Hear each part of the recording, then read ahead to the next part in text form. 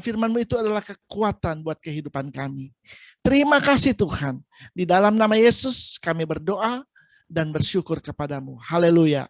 Amin. Oke, puji nama Tuhan. Bapak Ibu Saudara yang terkasih di dalam Tuhan Yesus Kristus.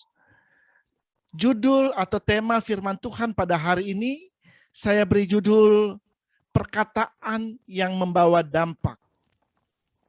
Penting sekali sebagai orang percaya, sebagai anak-anak Tuhan, kita ini menjaga dan memperhatikan setiap ucapan-ucapan atau perkataan yang keluar dari mulut kita. Karena setiap perkataan yang keluar dari mulut kita itu akan memberi dampak. Bukan hanya memberikan dampak kepada diri kita sendiri saja, tetapi juga memberi dampak kepada orang-orang yang ada di sekitar kita. Perkataan bisa memberi dampak kepada sebuah keluarga, ya, bisa memberi dampak bagi keluarga kita. Banyak keluarga yang akhirnya terpecah hanya gara-gara perkataan. Perkataan juga bisa memberi dampak kepada sebuah komunitas, kepada sebuah kota, bahkan kepada sebuah negara, saudara. Dampak dari perkataan itu tentunya bisa negatif dan juga bisa positif, saudara. Tergantung apa yang kita katakan atau apa yang keluar dari mulut kita. Ada beberapa hal pada hari ini yang saya akan bagikan kepada Bapak Ibu Saudara tentang pentingnya perkataan, dan perkataan itu bisa memberi dampak bagi kehidupan kita. Yang pertama, kalau kita membaca di dalam Amsal pasal 18 ayat 21,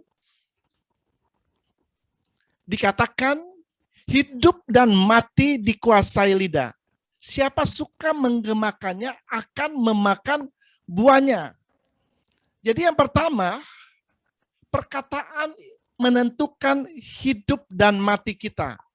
Kalau firman Tuhan berkata, hidup dan mati dikuasai oleh lidah, itu artinya perkataan ini bisa memberikan dampak bagi kehidupan kita. Perkataan menentukan kehidupan kita. Dan seperti tadi yang saya sudah katakan, bahwa dampak itu tentunya bisa positif, bisa negatif. Tergantung kita berkata-kata tentang apa, saudara. Apa yang kita katakan, kita berkata-kata yang negatif, maka itu akan yang terjadi yang negatif.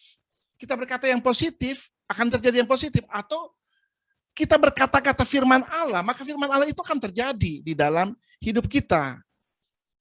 Dan kita harus sadar bahwa selama kita ada di dunia ini, kita mempunyai musuh yang harus dikalahkan, yaitu iblis dan para pengikutnya, saudara. Dan iblis ini, dia mempunyai program kematian, saudara, buat setiap orang percaya. Program kematian ini apa sih? Program kematian ini adalah program atau rencana yang dirancang oleh iblis untuk menjatuhkan, menghancurkan, bahkan membinasakan setiap orang yang percaya. Dan salah satu yang dipakai oleh iblis untuk menghancurkan orang percaya adalah perkataan. Saudara, kalau kita lihat, Hawa itu, dia jatuh di Taman Eden karena perkataan yang diucapkan oleh iblis.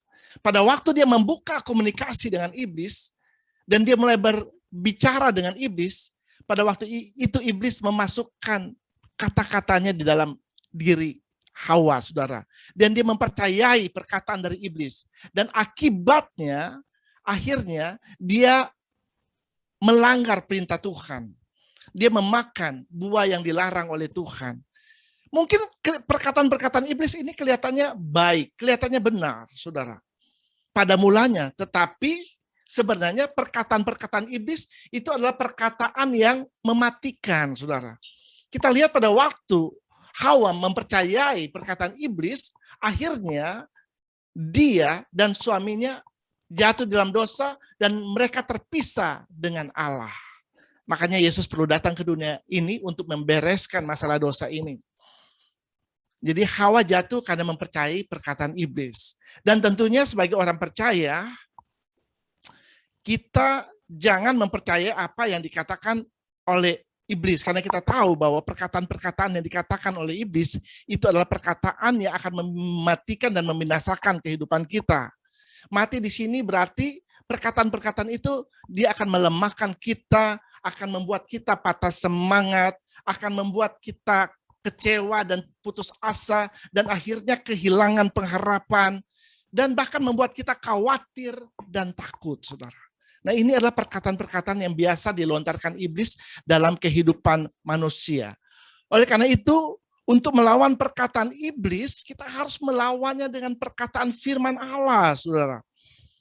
Karena perkataan firman Allah atau perkataan kebenaran itu adalah perkataan kehidupan yang akan memerdekakan, yang akan melepaskan kita, yang akan membangkitkan semangat yang patah, saudara, yang akan memulihkan kehidupan kita, yang akan menyembuhkan kita, yang akan membawa kita kepada kemenangan. Amin, saudara. Ya, jadi kita perlu memperkatakan firman Allah itu di dalam hidup kita, saudara. Oleh karena itu sangat penting sekali bagi Bapak Ibu Saudara kalau kita bisa juga menghafal ayat-ayat firman Tuhan, saudara. Sehingga pada waktu ada situasi terjadi dalam hidup kita, kita bisa mempergunakan firman Tuhan itu untuk melawan setiap perkataan-perkataan yang dilontarkan oleh iblis. Saya kasih contoh misalnya mengenai hal kekhawatiran. Kalau kita khawatir tentang masa depan kita, iblis akan membisikkan kepada kita bahwa engkau memang adalah orang yang gagal. Engkau tidak mempunyai masa depan. Masa depanmu adalah masa depan yang suram. Nah, saudara, kalau kita mendengar perkataan-perkataan yang seperti ini masuk dalam hidup kita harus lawan, saudara. Kita katakan janji-janji Allah di dalam hidup kita, bahwa masa depanku sungguh ada dan harapanku tidak akan hilang. Bahwa Tuhan tidak pernah merancangkan sesuatu yang jelek buat kehidupan kita, tetapi Dia merancangkan masa depan yang gilang gemilang, saudara. Harus segera dilawan, saudara. Pada waktu ada kata-kata yang negatif yang dilontarkan oleh iblis di dalam kehidupan kita. Demikian juga pada waktu kita diserang oleh sakit penyakit, ya, saudara jangan terima, ya, kita harus lawan. Pada waktu iblis berkata, oh, penyakit ini akan membuat engkau lumpuh, misalnya, saudara. Jangan engkau mempercayai perkataan iblis. Misalnya iblis berkata, penyakit ini terlalu sulit untuk disembuhkan. Nanti juga engkau akan mati gara-gara penyakit ini. Saudara, jangan engkau mempercayai perkataan-perkataan iblis. Harus segera dilawan. Engkau harus mengutip atau melawan itu dengan firman Tuhan. Misalnya engkau berkata seperti yang dikatakan oleh Yesaya 53, ya, bahwa sakit penyakit sudah ditanggung oleh Yesus di atas kayu salib, dan oleh bilur-bilurnya kita sudah disembuhkan. Jadi langsung dilawan. Pada waktu engkau menghadapi situasi dalam hidupmu, dan itu membuat engkau lemah, engkau harus lawan dengan firman Allah. Katakan, aku kuat di dalam kekuatan kuasamu. Pada waktu engkau menghadapi situasi-situasi yang sulit, yang kelihatannya tidak ada jalan keluar, engkau harus berkata bahwa Yesus itu adalah jalan. Di dalam Tuhan selalu ada jalan keluar. Jadi harus selalu dilawan. Amin, saudara. Ya, pada waktu kita memperkatakan firman Tuhan, maka iblis akan lari daripada kita, dan kita akan melihat bahwa firman Tuhan itu tidak akan pernah keluar dengan sia-sia. Itu engkau akan lihat terjadi di dalam hidupmu, saudara. Nah, saudara, kalau di dalam kita membaca dalam Alkitab, ya, kita akan melihat orang-orang yang dipakai oleh Tuhan, atau orang-orang karena perkataannya dia itu mengubah kehidupannya. Coba kita lihat di dalam kitab Injil Lukas pasal 23 ayat 39 sampai 43. Saya akan bacakan Lukas 23 ayat 39 sampai dengan 43. Seorang dari penjahat yang digantung itu menghujat Yesus. Katanya, bukankah engkau adalah Kristus? Selamatkanlah dirimu dan kami. Tetapi yang seorang menegur dia, katanya, tidakkah engkau takut juga tidak kepada Allah, sedang engkau menerima hukuman yang sama? Kita memang selayaknya dihukum, sebab kita menerima balasan yang setimpal dengan perbuatan kita. Tetapi orang ini tidak berbuat sesuatu yang salah. Dia berkata, Yesus, ingatlah akan aku apabila engkau datang sebagai raja. Kata Yesus kepadanya, Aku berkata kepadamu, sesungguhnya hari ini juga engkau ada bersama-sama dengan aku di dalam Firdaus. Saudara-saudara, kita lihat di dalam ayat-ayat firman Tuhan ini menceritakan tentang dua orang penjahat yang disalib di kiri dan kanan Yesus, yang seorang terus-menerus menghujat Yesus, terus-menerus menghina Yesus, saudara. Tetapi penjahat yang lainnya, yang kedua, saya katakan penjahat yang pertama dan penjahat yang kedua, ini dia sadar akan dirinya. Ya, dia tahu bahwa sebenarnya mereka berdua layak untuk menerima hukuman yang mereka terima pada waktu itu. Mereka layak untuk disalib karena kejahatan yang mereka perbuat. Tetapi Yesus, orang ini tidak bersalah, dia katakan. Dan dia sadar, ya, dan dia bertobat, saudara. Dan kalau saudara lihat apa yang dikatakan oleh penjahat ini, penjahat yang kedua, dalam ayat 41, dia berkata, dalam ayat 42, dia berkata, Yesus, ingatlah akan aku apabila engkau datang sebagai raja. Artinya, dia mengakui bahwa Yesus itu yang akan datang sebagai raja. Dia menerima Yesus sebagai raja, sebagai penguasa tunggal di dalam hidupnya. Dia percaya bahwa Yesus itu adalah Mesias. Yesus itu adalah Kristus, Mesias, anak Allah yang hidup, yang diurapi. Ya, kata Mesias itu, kata Kristus itu artinya yang diurapi. Ya, jadi dia percaya kepada Yesus sebagai juru selamatnya. Dan dia berkata, ingatlah akan aku apabila engkau datang sebagai raja. Dan apa yang Yesus katakan kepada dia? Ayat 43 dikatakan, aku berkata kepadamu sesungguhnya hari ini juga engkau akan ada bersama-sama dengan aku di dalam Firdaus. Haleluya. Ini artinya penjahat yang kedua ini, dia menerima keselamatan. Sudah lihat perkataan dari penjahat ini telah mengubah arah hidupnya. Ya, yang tadinya dia harus mengalami kematian kekal karena dosa dan kejahatan yang diperbuat selama hidupnya, tetapi ketika dia berkata-kata, dia percaya kepada Yesus di akhir hidupnya di atas kayu salib, maka Yesus berkata, hari ini juga engkau bersama-sama dengan aku di Firdaus. Artinya dia memperoleh keselamatan itu, saudara. Haleluya. Ya, sedangkan penjahat yang pertama terhilang selama-lamanya. Dia menemui kematian yang kekal. Tetapi penjahat yang kedua ini, dia diselamatkan. Haleluya. Karena firman Allah berkata, kalau saudara baca di dalam Matius 12 ayat 37, mari kita baca ayatnya. Matius 12 ayat yang ke-37, karena menurut ucapanmu engkau akan dibenarkan dan menurut ucapanmu pula engkau akan dihukum. Ya, jadi saudara, dengan kata lain bahwa ucapan atau perkataan yang keluar dari mulut kita itu sangat penting karena kita akan dihakimi menurut perkataan-perkataan kita, saudara.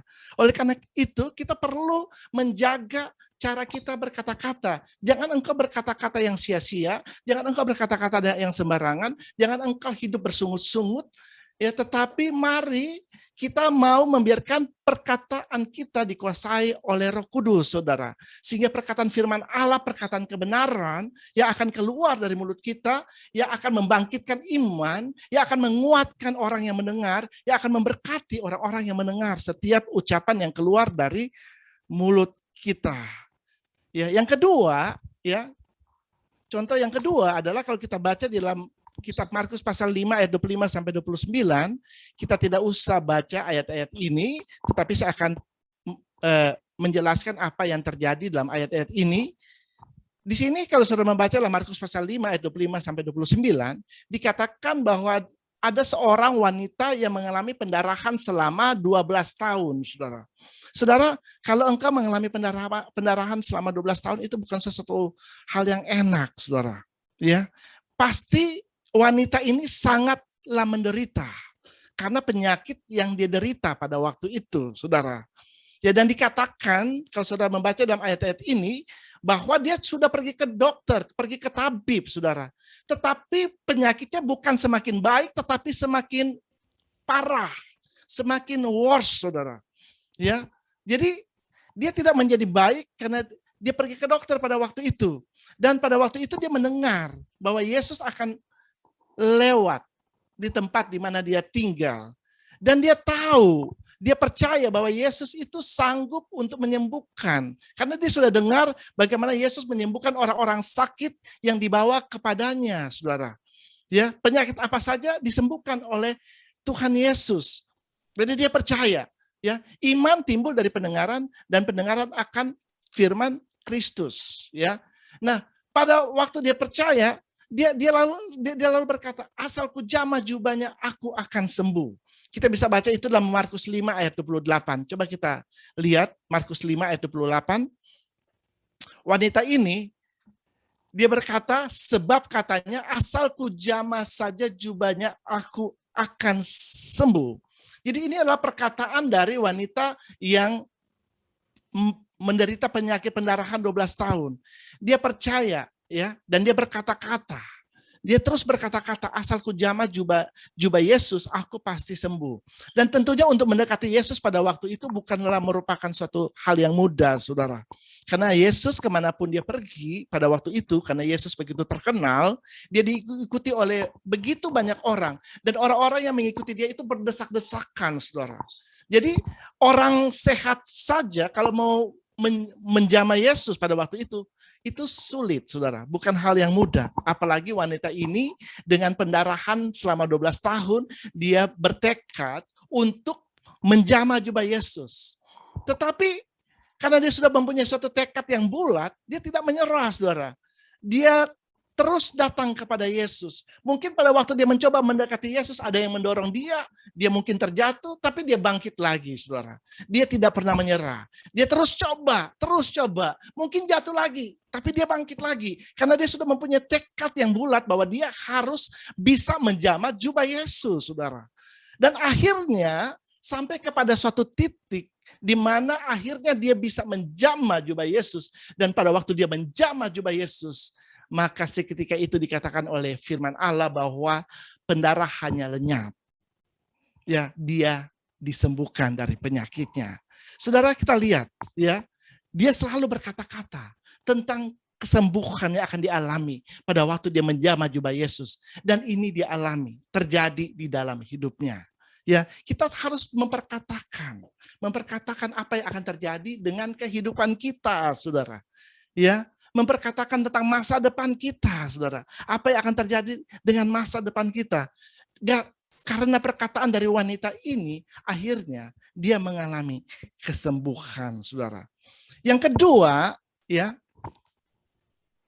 mengapa perkataan bisa memberi dampak dalam kehidupan kita? Yang kedua, kita bisa baca dalam Yakobus 3 ayat 3 dan 4.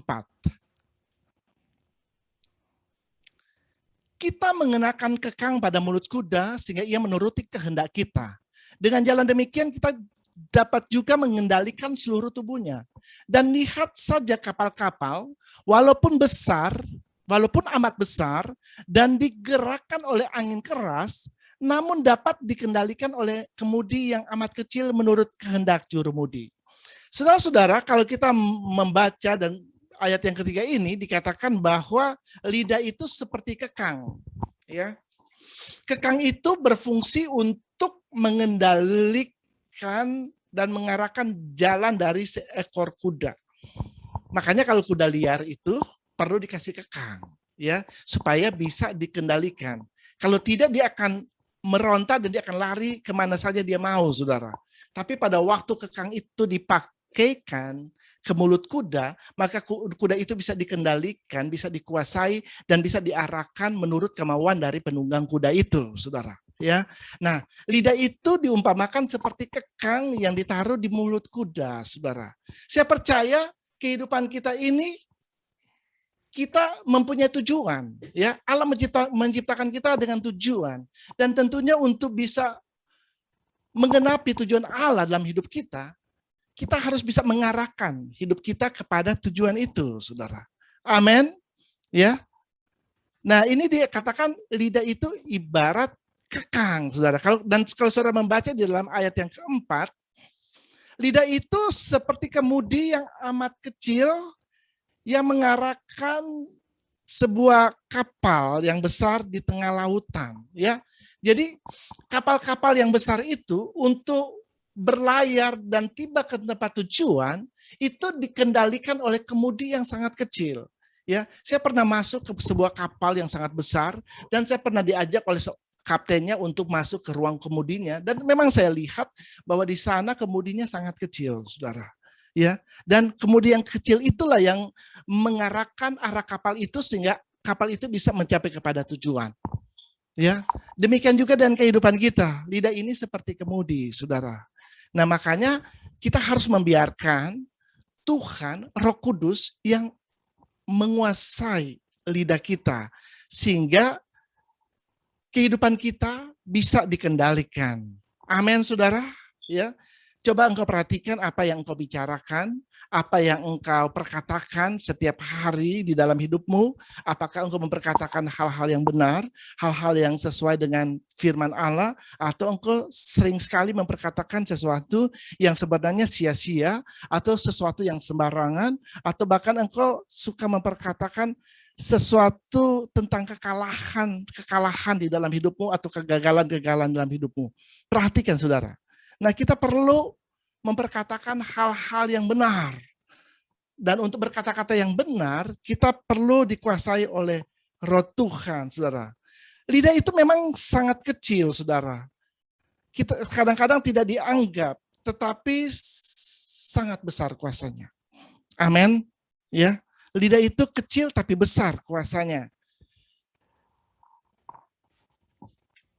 Dan kalau kita lihat di dalam, saya sudah beberapa kali menceritakan tentang hal ini, tentang 12 orang pengintai yang diutus oleh Musa untuk memata-matai negeri Kanaan, ya. Dan pada waktu mereka memata-matai negeri Kanaan, 12 orang pengintai itu kembali kepada Musa dan memberikan kabar kepada Musa. Yang 10 orang memberikan kabar yang negatif. Tetapi yang 2 orang memberikan kabar yang positif tentang keadaan dari negeri Kanaan. 10 orang ini mereka berkata-kata yang negatif, Saudara. Mereka katakan bahwa di Kanaan itu tinggal orang-orang yang berperawakan besar. Bahkan di sana tinggal orang-orang keturunan raksasa, orang-orang enak. Dan mereka katakan bahwa orang Israel pada waktu itu seperti belalang yang dengan mudah akan dikalahkan oleh orang-orang yang tinggal di negeri Kanaan, Saudara. Tentunya pada waktu itu rakyat Israel yang mendengar hal itu mereka sangat ketakutan, Saudara. Dan mereka tawar hati untuk masuk ke negeri Kanaan. Tetapi kabar yang diberikan oleh 2 orang pengintai yaitu Kaleb dan Yosua, mereka membawa kabar yang baik. Ya, mereka katakan memang di sana ada tinggal orang-orang yang berperawakan besar, orang enak tinggal di sana, tetapi ada Tuhan yang menyertai kita dan bersama Tuhan kita akan bisa mengalahkan orang-orang yang tinggal di negeri Kanaan. Kita akan menghancurkan orang-orang yang tinggal di negeri Kanaan itu. Ya, kita akan menelan habis mereka, kata Yosua. Nah, Saudara, berbeda apa yang dilaporkan oleh 10 orang pengintai ini, perkataannya berbeda dengan perkataan yang dikatakan oleh Yosua dan Kaleb pada waktu itu.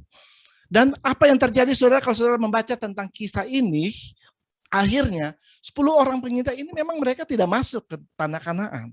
Karena mereka telah meramalkan tentang kehidupan mereka yang akan terjadi bagi kehidupan mereka di masa yang akan datang. Sesuatu yang jelek yang akan terjadi dalam kehidupan mereka. Tetapi Yosua dan Kaleb, mereka menumbuatkan tentang apa yang akan terjadi dalam kehidupan mereka. Dan itu terjadi, Saudara. Hanya Yosua dan Kaleb, generasi yang keluar dari tanah Mesir, ya, yang masuk ke tanah Kanaan di samping generasi yang lahir di padang gurun, Saudara. Hanya mereka yang benar-benar keluar dari tanah Mesir yang masuk ke tanah Kanaan, Saudara. Ya, karena mereka berkata-kata tentang masa depan mereka. Ya, dan itu terjadi, Saudara. Jadi memang penting sekali untuk memperkatakan sesuatu yang benar. Ya, sehingga kita bisa mengalami kebenaran itu di dalam kehidupan kita. Yang ketiga, perkataan bisa memberi pengaruh atau dampak kepada emosi dan perasaan orang-orang yang ada di sekitar kita. Saudara-saudara, kita perlu tahu dan sadar ya bahwa kita hidup di dunia ini bukan sendirian, saudara. Tetapi manusia itu hidup sebagai manusia sosial, ya, di mana ada orang-orang yang ada di sekitar kita. Nah, untuk berinteraksi dengan orang-orang yang ada di sekitar kita itu, kita perlu sekali untuk menjaga perkataan kita, saudara. Ya, karena perkataan ini bisa melemahkan, bisa menyakiti, bisa melukai, saudara. Ya, orang-orang yang ada di sekitar kita. Tetapi perkataan ini juga bisa memberikan kekuatan, bisa membangun kehidupan orang-orang yang ada di sekitar kita. Contohnya adalah Raja Hizkia, saudara. Kalau kita membaca di dalam 2 Tawarik 32, ayat yang ke-6 sampai dengan ayatnya yang ke-8, sekali lagi, kitab 2 Tawarik 32, ayat yang ke-6 sampai dengan ayat yang ke-8, bunyinya demikian. Ia mengangkat panglima-panglima perang yang mengepalai rakyat, menyuruh mereka berkumpul kepadanya di halaman pintu gerbang kota, dan menenangkan hati mereka dengan kata-kata. Kuatkanlah dan teguhkanlah hatimu, janganlah takut dan terkejut terhadap Raja Asyur serta seluruh laskar yang menyertainya. Karena yang menyertai kita lebih banyak daripada yang menyertai dia. Yang menyertai dia adalah tangan manusia. Tetapi yang menyertai kita adalah Tuhan Allah kita. Yang membantu kita dan melakukan peperangan kita. Oleh kata-kata Hizkia, Raja Yehuda itu rakyat mendapat kepercayaannya kembali. Haleluya. Saudara, pada waktu zaman Hizkia, ya, Hizkia harus melawan Raja Asyur yang pada waktu itu datang ke Yehuda. Ya, kerajaan Yehuda ini dipimpin oleh Raja Hizkia. Dan kerajaan Asyur ini adalah suatu kerajaan yang sangat besar pada waktu itu. Dan kerajaan Asyur sudah mengalahkan begitu banyak bangsa-bangsa pada waktu itu yang sudah ditaklukkan oleh kerajaan Asyur. Dan saat ini mereka sedang menyerang kerajaan Yehuda. Karena mereka mau menguasai kerajaan Yehuda, saudara. Dan kalau dilihat ya di atas kertas atau secara peta militer dari kedua bangsa ini, ya kerajaan Asyur sebenarnya kekuatan militernya jauh lebih besar daripada kekuatan militer dari kerajaan Yehuda, saudara. Dan di atas kertas mereka pasti kalah, ya. Mereka pasti tidak akan bisa menghadapi serangan dari kerajaan Asyur ini. Dan situasi yang dihadapi oleh kerajaan Yehuda pada waktu itu membuat semua orang ketakutan, saudara. Tetapi ada satu hal yang menarik yang kita bisa pelajari di sini adalah bahwa Raja Hizkia dia memberikan kekuatan kepada rakyatnya. Dia berkata bahwa yang menyertai mereka adalah Tuhan. Kita nggak perlu takut. Ada tangan Tuhan yang menyertai kita. Dan kata-kata yang sangat, yang kalau kita baca dalam ayat yang ke-8 tadi dikatakan, oleh kata-kata Hizkia, Raja Yehuda itu rakyat mendapat kepercayaannya kembali. Haleluya. Ya, saudara, rakyat dikatakan mendapat kepercayaannya kembali. Beberapa waktu yang lalu pada waktu saya khotbah di tempat ini, saya pernah berkata bahwa lawan dari takut itu bukan berani, saudara, tetapi percaya. Ya, jadi sebenarnya pada waktu rakyatnya ini dikuatkan oleh kata-kata daripada Raja Hizkia dan mereka mendapatkan kepercayaannya kembali, itu artinya mereka sudah tidak takut lagi. Ya, karena mereka percaya ada Tuhan yang menciptakan alam semesta ini yang menyertai mereka. Sehingga mereka akan bisa mengalahkan kerajaan Asyur. Saudara, lihat di sini, perkataan bisa mempengaruhi orang-orang di sekitarnya. Bahkan perkataan dari Raja Hizkia mempengaruhi seluruh bangsa, saudara. Ya, kerajaan Asyur itu, kerajaan Yehuda, akhirnya mereka tenang. Karena mereka percaya ada Tuhan yang bersama dengan mereka, saudara. Dan kalau kita lihat, apa yang dikatakan oleh Raja Yehuda Yehuda ini menjadi kenyataan, saudara. Karena dia tidak fokus terhadap situasi yang dia hadapi. Dia fokus kepada Allah yang hidup yang menyertai mereka. Dan kalau kita lihat pada akhirnya, kerajaan Asyur itu bisa dikalahkan. Tuhan mengirimkan bala tentara dari surga. Tuhan mengirim malaikatnya. Ya, kalau kita baca di dalam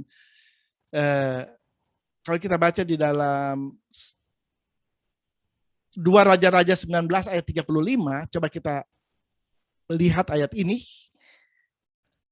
Maka pada malam itu keluarlah malaikat Tuhan. Saudara, malaikat Tuhan berarti hanya satu malaikat. Lalu dibunuhnyalah 185.000 orang di dalam perkemahan Asyur. Keesokan harinya pagi-pagi tampaklah semuanya bangkai orang-orang mati belaka. Saudara, kita lihat betapa dahsyatnya Tuhan. Ya, pada waktu Raja Hizkia memperkatakan janji Allah di dalam hidupnya, ya, maka Tuhan bekerja. Malaikat Tuhan datang, menolong. Hanya satu orang malaikat bisa menghancurkan, bisa membunuh 185.000 orang Asyur, saudara. Bukankah ini dahsyat, saudara? Haleluya. Kita harus mengucap syukur kalau kita mempunyai Allah yang hebat, Allah yang dahsyat, saudara. Ya, haleluya. Jadi di sini kita lihat bahwa perkataan bisa mempengaruhi emosi, ya, bisa mempengaruhi seseorang. Kalau kita baca dalam Amsal 15 ayat yang pertama, jawaban yang lemah lembut meredakan kegeraman, tetapi perkataan yang pedas membangkitkan marah. Jadi saudara, kalau berbicara tentang jawaban, ini berbicara tentang perkataan, saudara. Dan dikatakan perkataan yang lemah lembut meredakan kegeraman, meredakan orang yang lagi marah, itu jadi reda karena perkataan yang lemah lembut. Tetapi dikatakan perkataan yang pedas, perkataan yang kasar, perkataan yang menyakitkan, akan membangkitkan kemarahan, saudara. Ya, jadi penting sekali kita sebagai orang percaya, sebagai anak-anak Tuhan, untuk memperhatikan pada waktu kita berbicara dengan seseorang, saudara. Sehingga perkataan kita adalah perkataan yang lemah lembut, yang akan meredakan kegeraman. Bukan perkataan-perkataan yang pedas, perkataan yang menyakitkan, perkataan yang melukai, saudara. Sehingga membuat orang marah. Amin. Haleluya. Ya, caranya bagaimana? Ya, caranya bagaimana supaya kita bisa berkata-kata sesuai dengan kehendak Allah. Kita bisa berkata-kata yang benar, saudara. Kalau kita membaca di dalam Amsal 4 ayat 23,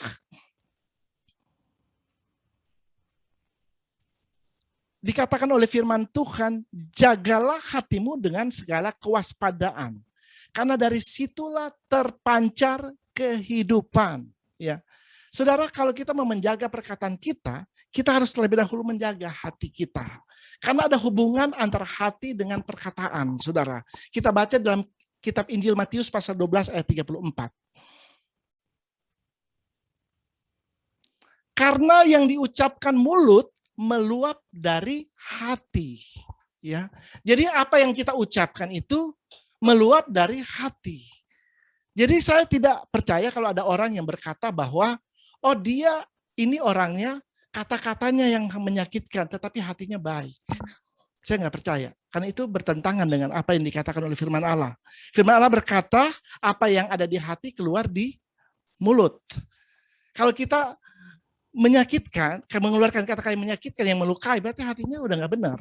Ya, kalau hati kita jaga, ya, kita akan mengeluarkan sesuatu yang baik dari perbendaharaan yang baik. Amin, saudara. Kalau perbendaharaan kita jahat, maka yang keluar adalah yang jahat, saudara.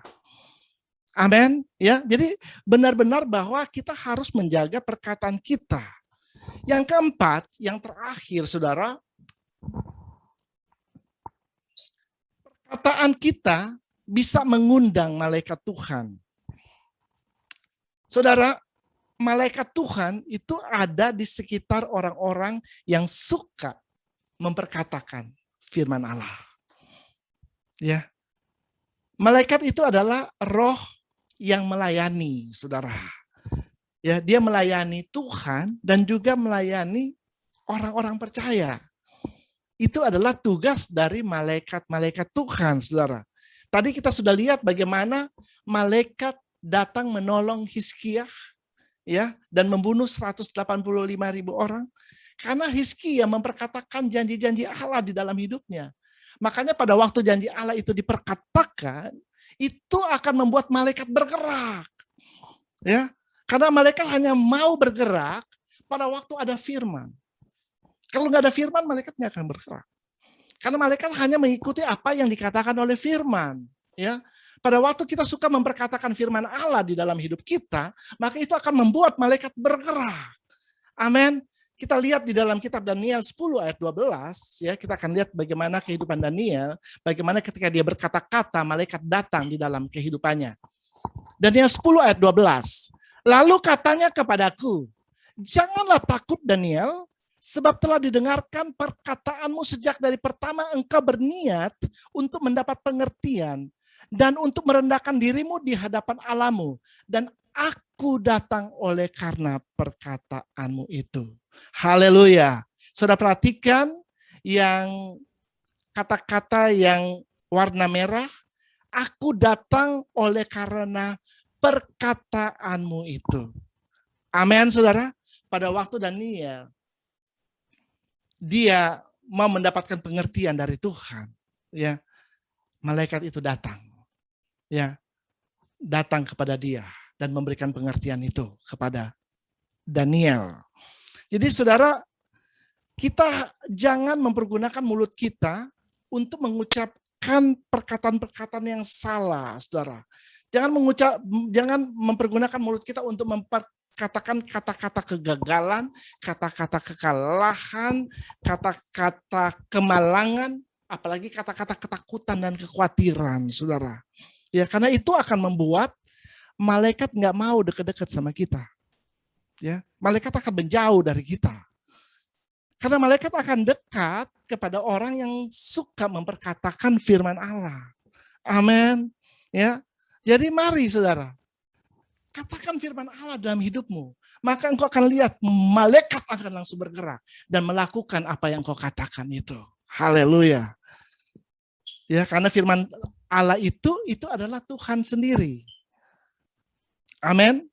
Firman Allah berkata bahwa firman itu adalah Allah sendiri. Amin. Kalau firman itu adalah Allah sendiri, berarti Allah yang berfirman, malaikat harus melakukan. Karena malaikat adalah roh yang melayani Tuhan. Amin. Ya. Bahkan malaikat sendiri, mereka sangat menjaga cara berkata-kata mereka, saudara. Kalau saudara membaca dalam Yudas pasal yang ke-1 ayat yang ke-9, sebagai ayat yang terakhir, Yudas pasal yang pertama ayat yang ke-9, tetapi penghulu malaikat Mikael ketika dalam suatu perselisihan bertengkar dengan iblis mengenai mayat Musa, tidak berani menghakimi iblis itu dengan kata-kata hujatan, tetapi berkata, kiranya Tuhan menghardik engkau. Haleluya. Ya, saudara lihat di sini penghulu malaikat Mikael, ya, dia bisa dikatakan dia adalah tangan kanannya Tuhan di sorga, saudara. Ya, tidak berani berkata-kata dengan kata-kata hujatan, dikatakan di dalam firman Tuhan ini. Ya, pada waktu dia berselisih dengan iblis mengenai mayat Musa, dia tidak berani menghakimi iblis dengan kata-kata hujatan. Saudara lihat di sini dia menjaga bahwa dia menjaga standar bahasanya. Ya, dia adalah penghuni kerajaan sorga. Ya, jadi dia menjaga cara dia berkata-kata. Saudara, bagaimana dengan kehidupan kita?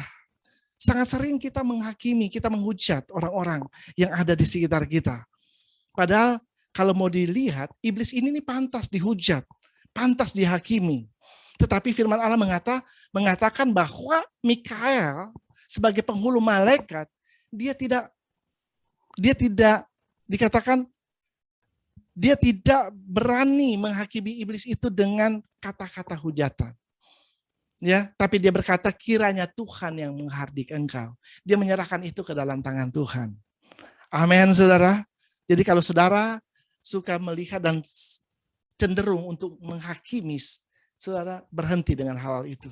Karena malaikat sendiri pun tidak berani melakukan hal itu di dalam kehidupannya. Dan kita pun sebagai warga negara kerajaan Allah, kita harus menjaga standar bahasa kita. Biarlah standar bahasa sorga itu ada di dalam kehidupan kita. Saya tidak akan memperpanjang khotbah pada hari ini, tapi mari saudara, ada 4 hal yang saya sudah bagikan pada hari ini tentang pentingnya perkataan dan bagaimana perkataan itu bisa memberi dampak bagi kehidupan kita. Yang pertama, perkataan menentukan mati dan hidup kita. Yang kedua, perkataan mengendalikan dan mengarahkan kehidupan kita. Yang ketiga, perkataan bisa memberi pengaruh emosi dan perasaan orang-orang yang mendengarnya. Yang keempat, perkataan bisa mengundang malaikat Tuhan.